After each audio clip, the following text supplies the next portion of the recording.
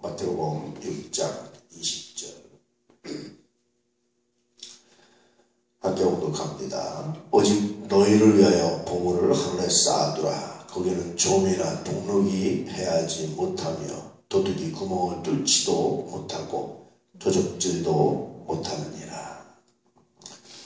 이 산상수는요, 예수님께서 구체적인 적용을 하고 계셔요.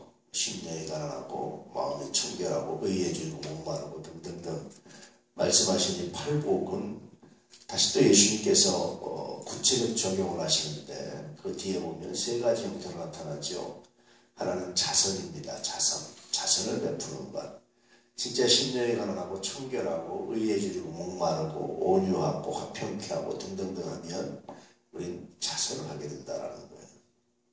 두 번째는 이렇게 기도하라라고 말씀하신 것처럼 기도가 달라지게 돼 있다라는 겁니다.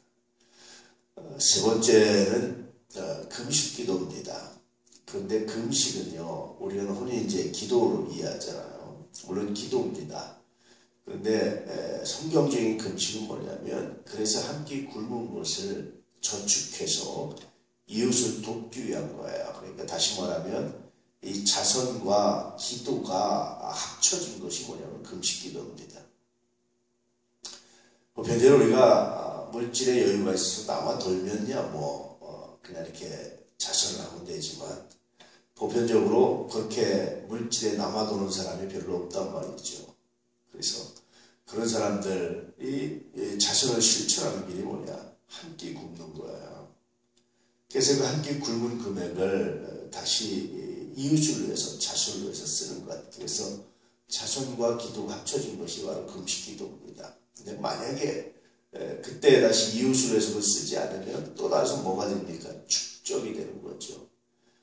그래서 더 많은 돈을 갖기 위한 금식기도, 이것은 하나님을 기쁘시게 하지 못한다라는 겁니다. 그래서 이 세 가지 구조가 예수님께서 말씀하신 산상수 팔복의 구체적인 적용입니다. 그 중에 이제 다시 또 하나씩 이제 풀어서 말씀하시는 건데요. 결국 이제 종합적으로 보면 돈을 어떻게 사용하느냐가 신앙의 가치와 연결된다라는 거예요. 예수님께서는 하나님과 만몬을, 돈을 겸하여 숨기지 못한다라고 말씀하시죠. 결국 정말로 마음이 청결하고 그렇게 하나님 나라에 합당한 자들은 돈을 의지하는 것이 아니라 하나님을 의지합니다. 그럼 그 돈을 어떻게 합니까? 돈이 없어야 됩니까? 돈을 버려야 됩니까? 돈이 쓸데없는 겁니까? 돈 벌지 말아야 됩니까? 그렇게 이해할 수 있잖아요. 그런 것이 아니고, 그렇게 열심히 최선을 다해서 땀 흘려서 번 돈을 하나님 나라 하늘에 쌓아두시는 사람.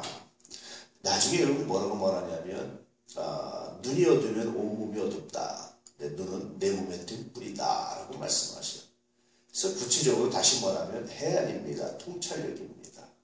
삶을 보는 통찰력, 돈을 보는 통찰력, 세상을 보는 통찰력이 결국 삶을 다르게 하고, 그 세상을 보는 통찰력이 결국 이 팔복의 복을 진짜 복으로 알게 되고, 그 통찰력이 구체적인 적용으로 가서 자선과 기도와 금식 기도로 하게 한다라는 겁니다. 그리고 그것의 종합적인 결론은 결국은 그 물질을 하나님 나라를 위해서 하늘에 쌓아두는 사람, 그런 사람이 바로 이 세 가지를 실천하는 사람이다 라고 이제 말씀해 주고 있어요. 이때까지만 해도 돈은 이렇게까지 중요한 건 아니었습니다. 오늘날처럼 돈이 돈 중심, 돈의 제국이라고 말하는 게 아닙니다. 물론 이때도 여전히 부자들은 행세를 했지만, 그러나 오늘날처럼 부자 이퀄 귀족으로 이렇게 취급받던 시대는 아니었단 말이에요. 그래서 옛날 분들은요, 돈의 위험성을 알고 있었기 때문에 우리나라도 산업공상이라고 했죠. 이 상인들, 돈 버는 사람들은 맨 아래 뒀어요. 계급 중에. 제일 천한 계급으로 뒀습니다. 그 밑에가 이제 소위 말하는 노비들, 노예들입니다.